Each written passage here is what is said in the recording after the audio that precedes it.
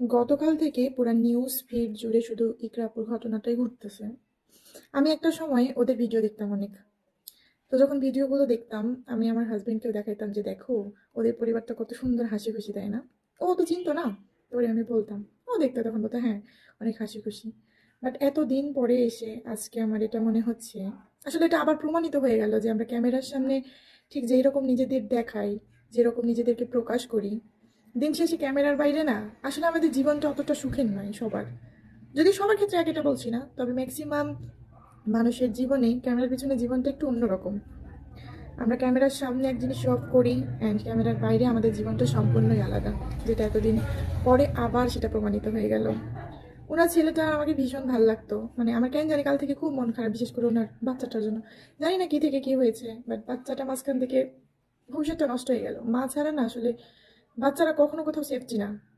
যদিও আজকের দিনে এটা নিয়েও অনেক প্রবলেম, মায়েদের কাছেও, অনেক মায়েদের কাছেও বাচ্চারা সেফ না। তবে ভালোবাসা বলেন, স্নেহ বলেন, আদর বলেন, কেয়ারিং বলেন, সব দিক দিয়েই না মায়েরা বাচ্চাদের রাখলে যেভাবে রাখতে পারে বাবারা কিন্তু সেভাবে পারে না। এটা তো সত্যি। উফ, মানে কাল থেকে আমার এই বিষয়টা নিয়ে এত খারাপ লাগতেছে বাচ্চাটাকে নিয়ে। প্লাস আপুটাকে দেখে মনে হচ্ছে যে অনেক হাসি খুশি একজন মানুষ, জানি না কি থেকে কি হয়েছে।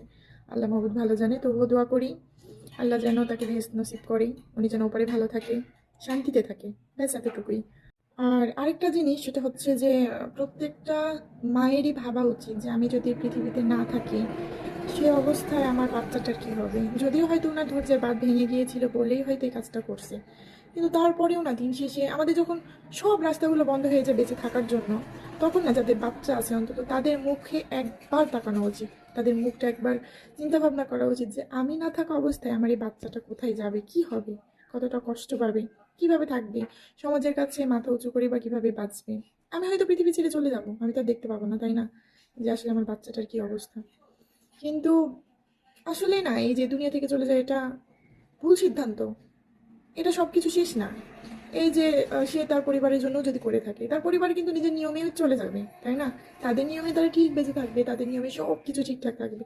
কিন্তু দিন শেষে তার প্রাণটাই নেই। আর তার বাচ্চাটা সব থেকে বেশি সাফার করে বাবা মার মাঝখানে বাচ্চাটা। মানে কি বলবো, মাঝে মধ্যে ভাষাটা হারাই ফেলতেছি যে আসলে কি বলা উচিত কি বলা উচিত না। তবে ওনাকে, ইকরাপুকে আমার ভীষণ ভালো লাগতো, মানে ওনার কথাবার্তা, ওনার চলাফেরা, ওনার পার্সোনালিটি আমার ভীষণ পছন্দের ছিল। মানে কেন জানি না ভালো লাগতো ওনার কথাবার্তা, অনেক মিষ্টি ছিল। আর বিশেষ করে বাচ্চাটা, আল্লাহ কি মিষ্টি করে কথা বলে। আমি যতবার দেখি ততবার বাচ্চাটাকে আমার এত ভালো লাগবে, দোয়া করি যাতে বাচ্চাটা সুস্থ থাকে।